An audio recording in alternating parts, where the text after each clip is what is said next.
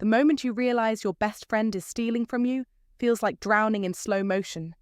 You see the numbers, clear as day, but your brain refuses to process them. That's where I found myself last Tuesday night, staring at my laptop screen while my heart tried to crack my ribcage. I'm Malia, and 6 years ago, I started a boutique PR firm with nothing but student loan debt and a dream. Now we're one of the fastest growing agencies in the city, with a client list that makes our competitors lose sleep. And until recently, I thought I knew exactly who had my back. These vendor discrepancies keep showing up, Jade said, dropping another stack of invoices on my desk. Her perfectly manicured nails tapped nervously on the paper. I know Krista says it's just system errors, but... I leaned forward, my stomach already knotting. 3 different vendors called today about double payments. When I tried to access the transaction records, they were locked. Jade lowered her voice. Malia, something's not right. I glanced through the glass walls of my office to where Krista sat at her desk, phone pressed to her ear, laughing at something. Her designer blazer probably cost more than my first month's rent in this building. My best friend, my CFO, the girl who once split her last packet of ramen with me during finals week. Remember that night in college? I'd asked her just last week over celebratory champagne after promoting her to partner. When we planned our empire on that ratty dorm room floor, God, we were such dreamers, she'd replied, clinking her glass against mine. Look at us now. Look at us now, indeed. Pull up the vendor list, I told Jade, minimizing my email. All of them. And get Yusuf from IT up here. My brother appeared within minutes, looking concerned. What's wrong? I need you to check something. I lowered my voice. Quietly. Can you trace any unusual access patterns to our financial databases? Focus on after-hours activity. Yusuf's eyes darted to Krista's office, then back to me. You think? I don't think anything yet. Just look. He nodded and disappeared. I spent the next hour pretending to work while watching Krista through the glass. She moved with such confidence, stopping to chat with junior staff, making everyone laugh. The same way she'd charmed me that first day of business ethics class, ironically enough. My phone buzzed. A text from Yusuf. Come to my office. Now. I made sure Krista was occupied with a client call before slipping away. Yusuf's basement office was a cave of monitors and empty energy drink cans. He didn't say a word, just turned his screen toward me. What am I looking at? I asked, though my throat was already tight. Financial data access logs. See these timestamps? 2 a.m., 3 a.m., consistent patterns for the last 3 months, all from Krista's login. Could be working late, while also accessing our client database and downloading. He typed rapidly. Pretty much everything we have. Contract templates, pricing structures, campaign strategies. The room seemed to tilt. I steadied myself against his desk. There's more, he said quietly. I found this. A website appeared on his screen. My heart stopped. The branding, the design, the messaging, it was nearly identical to our firm's, but the name was different. Hoffman and Craig Strategic Partners. Hoffman, Krista's surname. Domain registered 6 weeks ago, Yusuf said. Goes live next month. I remembered Krista's announcement yesterday about taking a sabbatical to travel. Everything clicked into place with nauseating clarity. My phone buzzed again. A client notification. Meeting request from K. Craig of Venture Capital Partners. Who's Craig? Yusuf asked. Kyson Craig, biggest VC in the city. We've been courting him for months. My voice sounded distant to my own ears. Krista's been handling the account. I walked back upstairs in a daze, passing the wall of photos I'd had installed last year. There we were, Krista and me at graduation, at the firm's launch party, at her birthday last month. Best friends, partners, family. Through the glass, I watched her end her call and check her phone, a small smirk playing at her lips. That's when I knew. The girl who shared her last ramen with me was gone, and the woman in her place was about to learn exactly who she was dealing with. I spent the next 3 days playing the perfect friend while setting my trap. Every morning, I'd greet Krista with coffee and chat about weekend plans she'd never keep. Every afternoon, I'd watch the evidence pile up in my inbox. The tracking software's running, Yusuf whispered during our emergency sibling lunch at the Thai place around the corner. Every keystroke, every file transfer, every email. We'll see it all. I pushed my pad thai around the plate. I feel sick doing this. She felt fine stealing from you, he reminded me, reaching across to squeeze my hand. Remember what happened with Samara? We promised never to let anyone do that to us again. The mention of our older sister made my chest tight. 5 years ago, she'd manipulated our mother's estate, leaving Yusuf and me with nothing but debt and trust issues. That's when I'd first created the tracking software to prove what she'd done. Malia? Jade's voice crackled through my phone. You need to get back here. Now. I found her in the conference room, laptop open. Look at this. Email threads filled the screen. Dozens of them. Krista writing to our top clients from a private email account, suggesting confidential meetings about their future PR needs. She's poaching them, Jade said quietly. All of them. My phone buzzed. Another text from Yusuf. Server access log from 3 a.m. She downloaded the entire client database. I gripped the back of a chair until my knuckles went white. Through the glass, I could see Krista in her office, perfectly composed in her cream silk blouse, probably plotting her next move. What's our play? Jade asked. We wait. I straightened up. Let her think she's winning. That night, I stayed late, pretending to work while actually watching the tracking software do its job. At 11 p.m, Krista appeared in my doorway. Still here? You work too hard, she said, adjusting her designer bag on her shoulder. Just finishing up. Hey, excited about your sabbatical next month? Where are you heading first? She smiled, that same smile we'd shared over countless coffee runs and late-night strategy sessions. Thinking Europe? Maybe Asia after.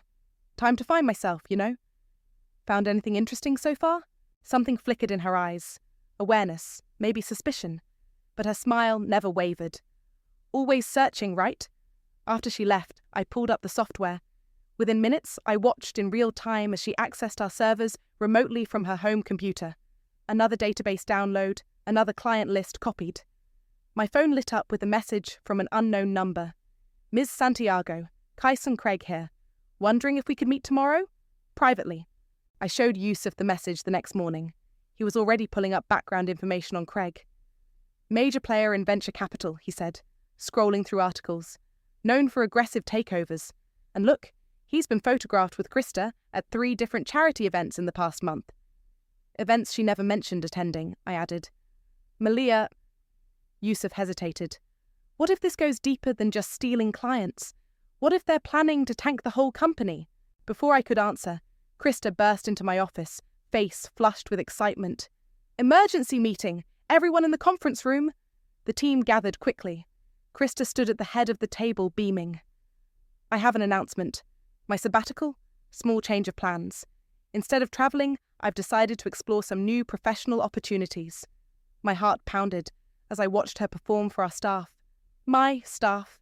I've loved every minute here, she continued, but it's time for me to spread my wings. My last day will be Friday. The room erupted in surprised murmurs and questions. Through it all, Krista kept her eyes locked on mine, that little smirk playing at her lips again. Of course, I'll help with the transition, she added smoothly. We want everything to go smoothly. Later, alone in my office, I pulled up the tracking software one last time. A new email appeared in real time, from Krista to Kyson Craig. Everything's set. By next week, their entire client base will be ours. Time to watch it all burn. I closed my laptop slowly, a cold clarity washing over me. Krista thought she was burning my company to the ground. She had no idea she was building her own pyre. I waited until everyone had left for the night before I made my move. The office was dark except for the glow from Krista's office, where she was still working late, probably downloading the last bits of data she needed. My heels clicked against the hardwood as I approached. She looked up, that practiced smile already in place. Hey, bestie, I said, leaning against her doorframe.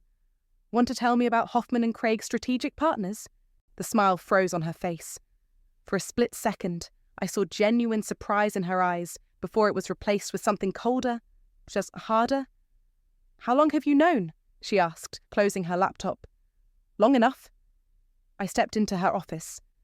The double billing, sloppy, the late-night database downloads, amateur, but stealing my entire business model? That's just lazy, Krista. She laughed, actually laughed, and leaned back in her chair. Lazy? I built this company as much as you did. Every major client we have, I brought them in.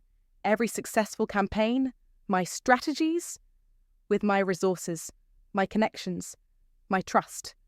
My voice cracked on the last word. Your trust? She stood up, smoothing her skirt.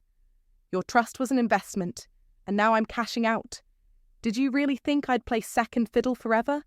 Be the faithful sidekick to the great Malia? I made you partner. You made me wait 6 years for what should have been mine from the start. She walked around her desk, each step deliberate. Remember freshman year, when we dreamed about running an empire?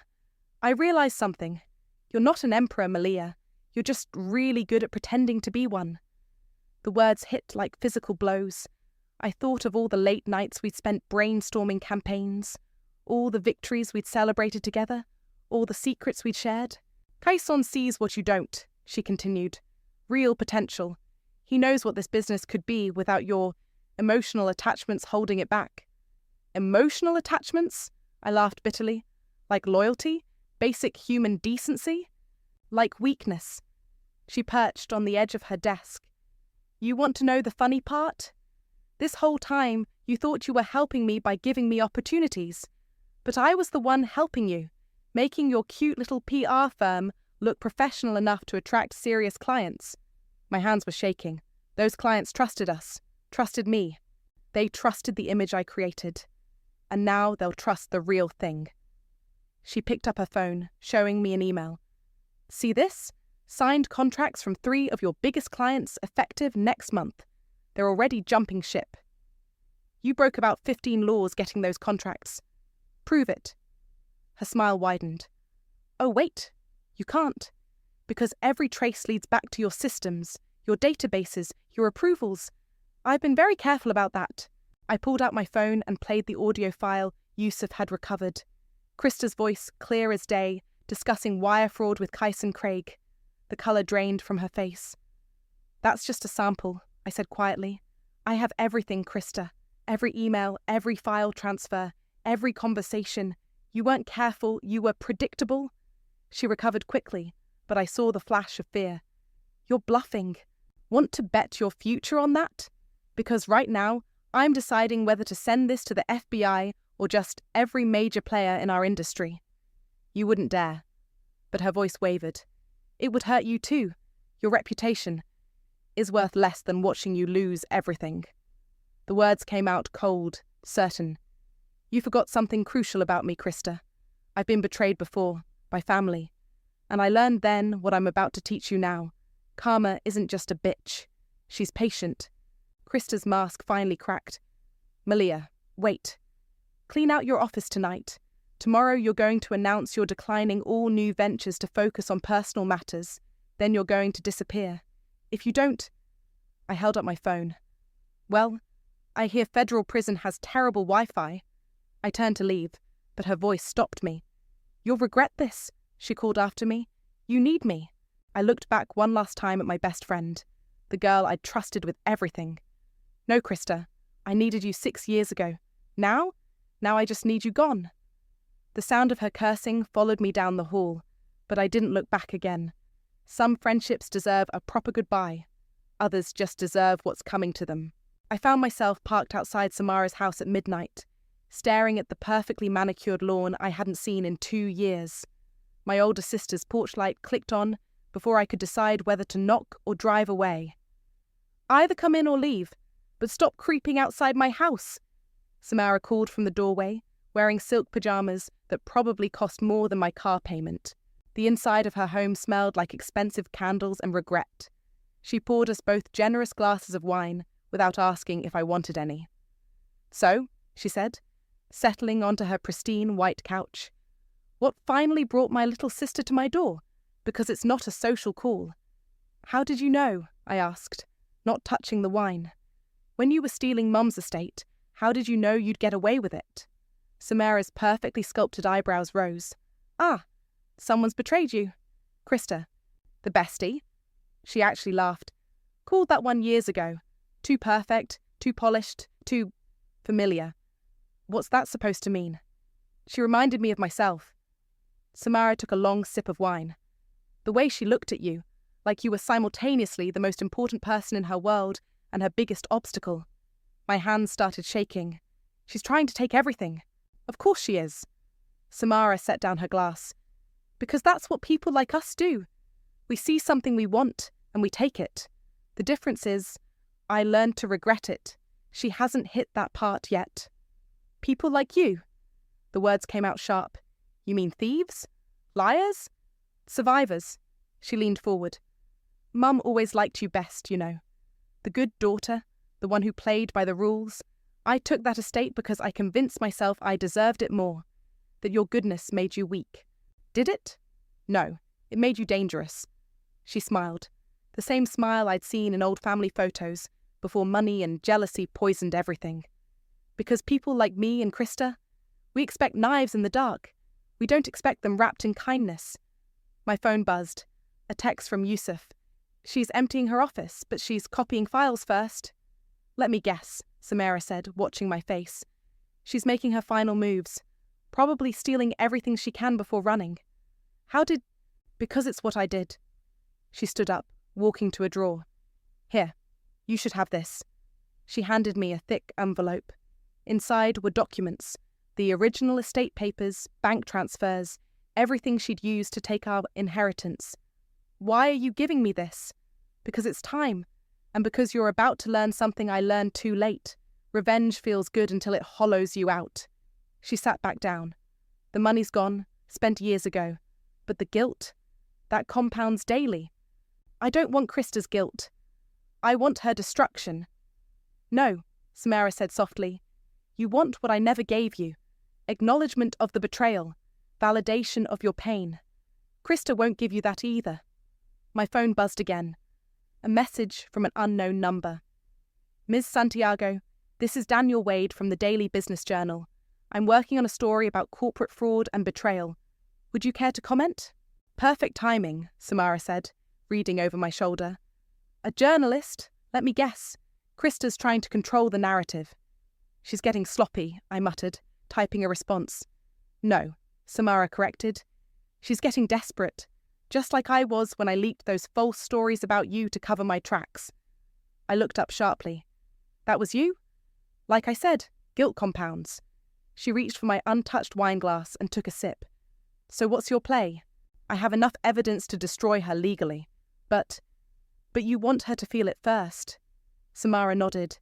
Just remember something I didn't. The longer you play with fire, the more likely you are to burn yourself. My phone lit up with another message from Daniel. These allegations are serious. We should meet. Go, Samara said, taking both wine glasses to the kitchen. Do what you need to do. Just don't become what you're fighting. I stood to leave, but she caught my arm. And Malia, when this is over, come back. Maybe it's time we both stopped letting old betrayals define us. I drove home in silence, her words echoing in my head. The difference between justice and revenge is thinner than we think. And I was about to dance on that line. Daniel Wade looked nothing like I expected. Instead of a hardened investigative reporter, I found myself facing a man in a wrinkled button-down, with kind eyes, and a coffee addiction that rivaled mine. 3 different sources flagged potential fraud at your firm, he said, sliding into the booth at the quiet cafe I'd chosen for our meeting. But something doesn't add up. Oh? I stirred my latte, watching him carefully. The paper trail suggests you're the one behind the suspicious activity, but your reputation is spotless. And, he pulled out his phone, showing me emails. These supposed whistleblowers, their stories are too perfect, too coordinated. I smiled despite myself.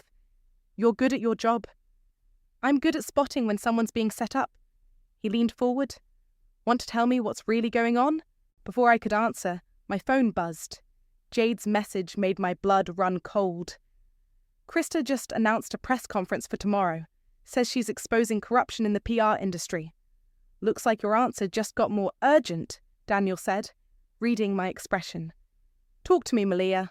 Off the record for now. I took a deep breath and pulled out my laptop. What do you know about Hoffman and Craig's strategic partners? For the next hour, I showed him everything. The stolen contracts, the fraudulent billing, the secret recordings. His eyes got wider with each revelation. This is bigger than corporate theft, he said finally. This is systematic fraud, and Kyson Craig's involvement makes it federal. I know. So why haven't you gone to the authorities? Because... My phone buzzed again. This time it was Yusuf. Emergency, office, now. Come with me, I told Daniel. You want the real story? You're about to see it live. We found Yusuf in his office, surrounded by monitors. They're trying to transfer everything, he said, without looking up. All our client files, contracts, everything. They're copying it to external servers. Can you stop it? Already did. But that's not the problem. He pulled up an email. This just went out to all our major clients.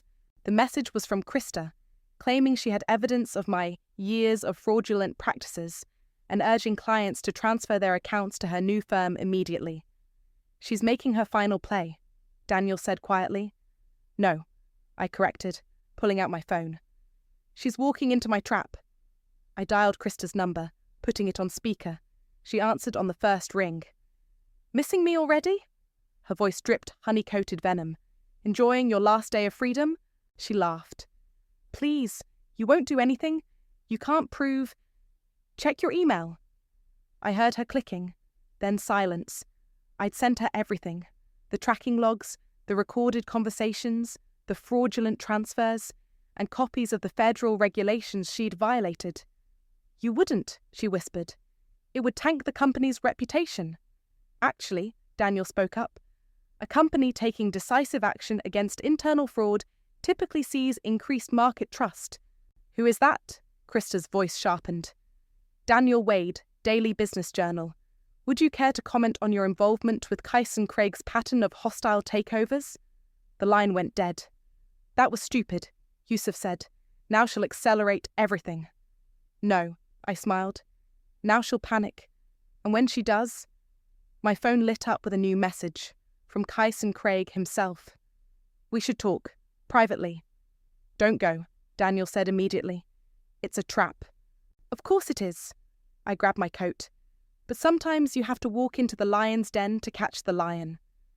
At least let me come with you, he insisted, as a witness.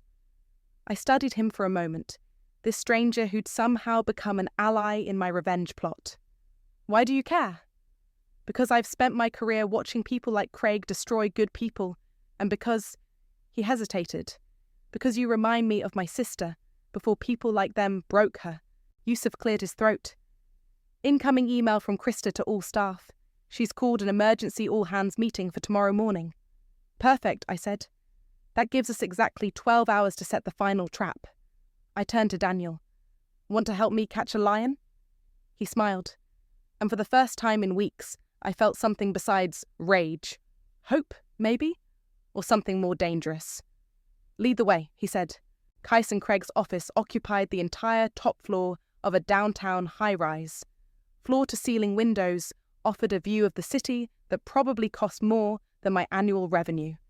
He stood as I entered, all 6 feet something of carefully cultivated power broker charm. Malia, he smiled, buttoning his suit jacket. I've heard so much about you. All lies, I'm sure. I remained standing despite his gesture toward a chair, especially if they came from Krista. Ah, yes, your former partner. He walked to a bar cart. Drink? I prefer to keep my head clear when dealing with sharks. He laughed, pouring himself something amber. Direct. I like that. So let's be direct. What's your price? Excuse me? To walk away. Let Krista take the clients she's secured. Let me handle the transition of power and... He wrote a number on a piece of paper, sliding it across his desk. This becomes your severance package. I picked up the paper, making a show of studying it. Impressive. Almost as impressive as the federal regulations you've violated. His smile didn't waver, but something cold flickered in his eyes. Allegations are messy things. Hard to prove. Like the shell companies you used to hide Krista's involvement, or the wire transfers through offshore accounts. I pulled out my phone, playing a recording of his conversation with Krista about eliminating the competition. The glass in his hand trembled slightly. Where did you get that? The same place I got everything else.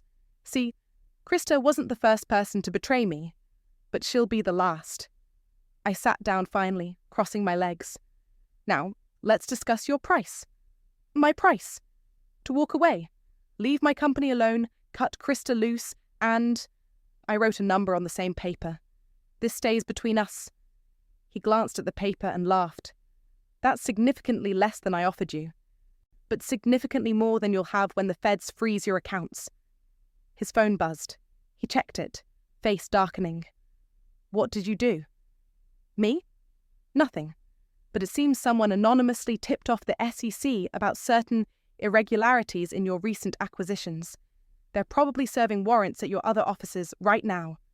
On cue, voices erupted in the hallway. Craig's assistant burst in. Sir, federal agents are in the lobby. I stood up. Time's running out, Kyson. Deal or no deal? He grabbed the paper, scribbling his signature. You're making a mistake. Krista will do exactly what you're about to do. Disappear quietly or go down spectacularly. I took the signed paper. Your choice? I was halfway to the door when he called out. How did you know? About the offshore accounts? I didn't. You just confirmed it. The elevator was already crowded with FBI agents when I stepped in. One nodded at me. Ms. Santiago, we'll need your statement. Of course. My lawyer will contact you tomorrow. I checked my phone as the doors closed. A message from Daniel.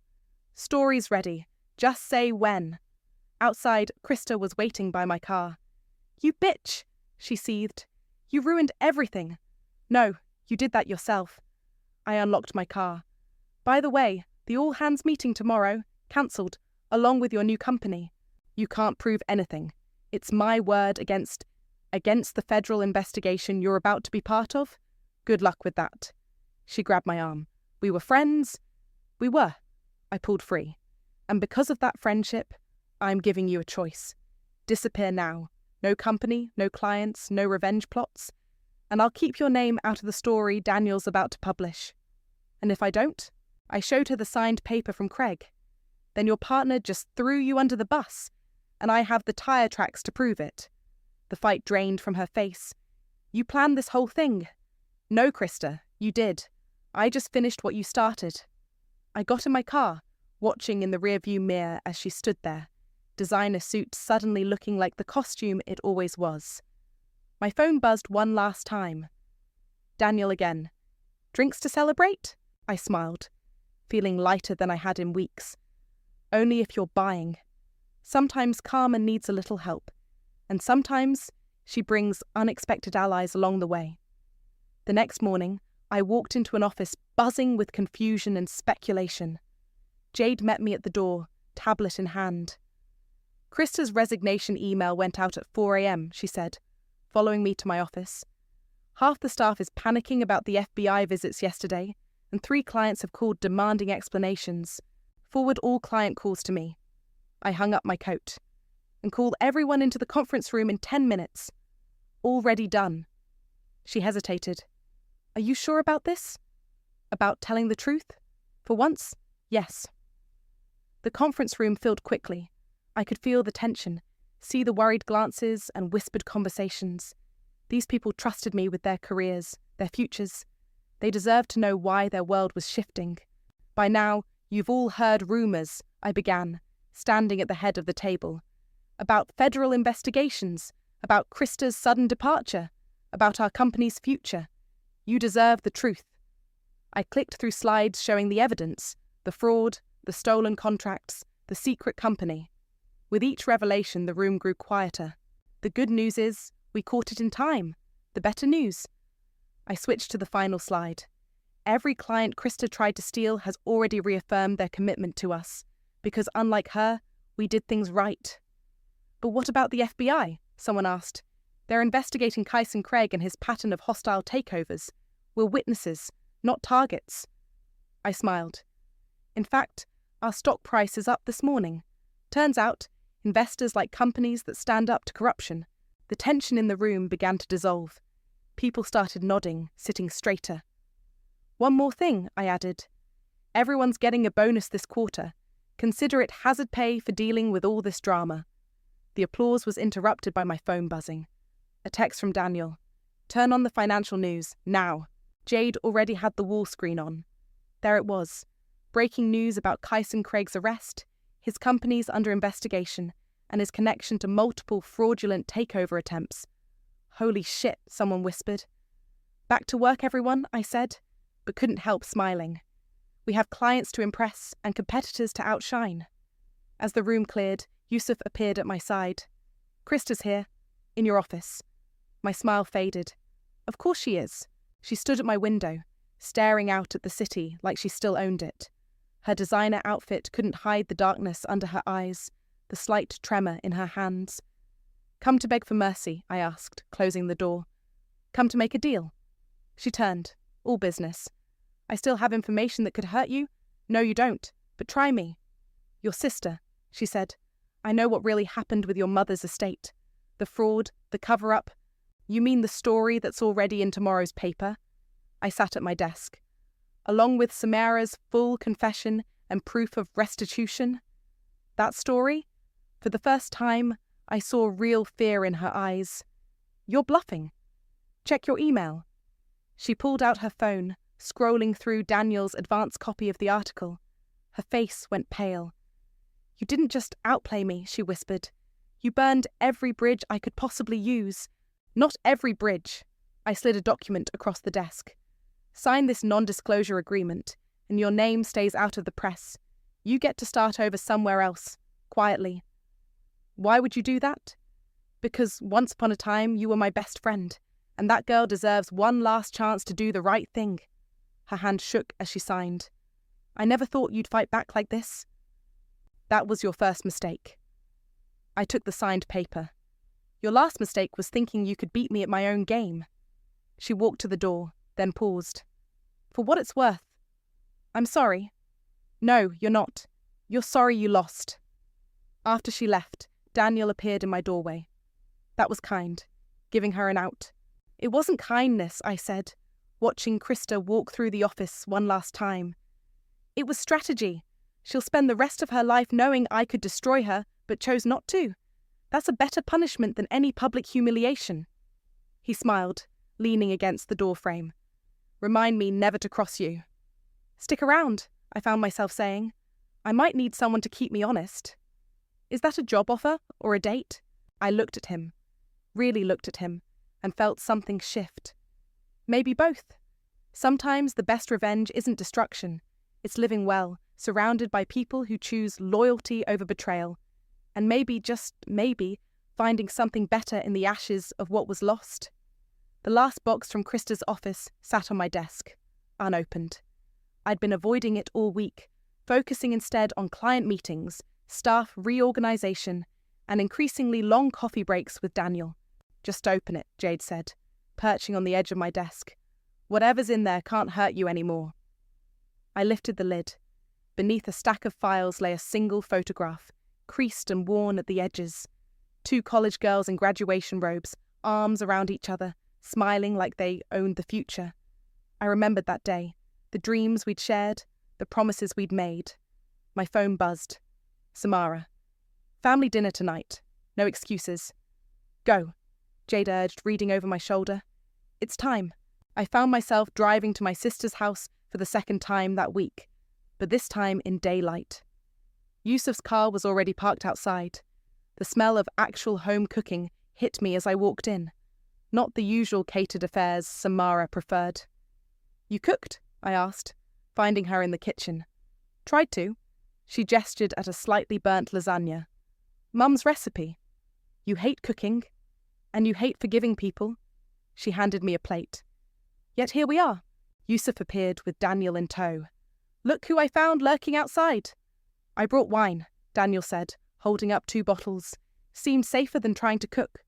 We gathered around Samara's dining table, the same one from our childhood home, I realised. She'd kept it all these years. Before we eat, Samara said, standing, I have something for everyone. She passed out envelopes. The estate money. All of it with interest. Keep it, I said immediately. Malia. No, really. I pushed the envelope back. Use it to start fresh, like I did. She sat down slowly. How do you do that? Just let go? I don't, I smiled. I just choose what to hold on to. Speaking of holding on to things, Daniel cleared his throat. The story's getting national pickup. Craig's empire is crumbling, and your company's being hailed as a whistleblower champion. Any word from Krista? Yusuf asked. She's in Seattle, I said. Starting over at an entry-level PR job, under her real name. You're tracking her? Samara raised an eyebrow. No, she emailed me this morning. I pulled out my phone, reading. Thank you for the second chance. I won't waste it. Do you believe her? Daniel asked. Doesn't matter. Her actions will speak for themselves. After dinner, we moved to the patio. The night was warm, the wine was good, and for the first time in years, I felt my family healing.